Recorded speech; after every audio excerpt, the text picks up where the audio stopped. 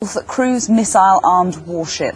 This guy's Darren McCaffrey is live for us at the Foreign Office. Darren, is this a significant shift in US military policy?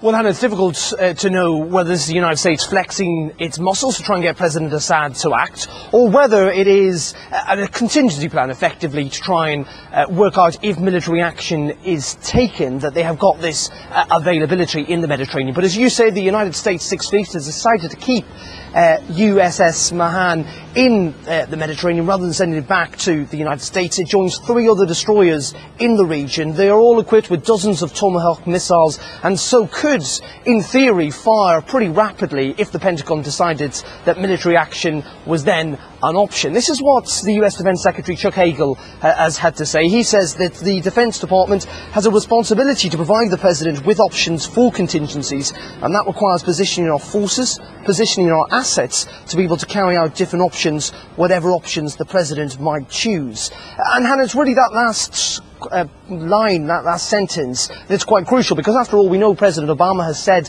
what happened on Wednesday in Syria was troublesome, and he's drawn this red line. His credibility is under a lot of pressure from some US politicians because of that line he has drawn, but he knows at the same time that Russia have said that they will not agree to any military action, and he's always argued that any action in Syria must be done under international law.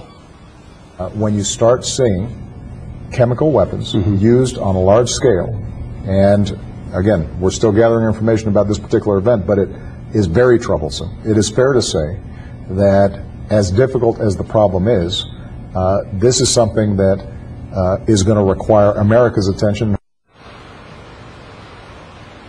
Now, what does seem to unite international leaders, including now Russia, is this sense that the UN weapons inspectors who are in Syria need to be given access to the site of the attack on Wednesday. I was speaking to the Foreign Secretary William Hague here yesterday. He says that needs to happen within days. But that raises the question about what if President Assad doesn't allow that? And that's where I think you'll see the differences and divisions become obvious between not just Russia and the West, but potentially between Britain, France and the United States about what to do next.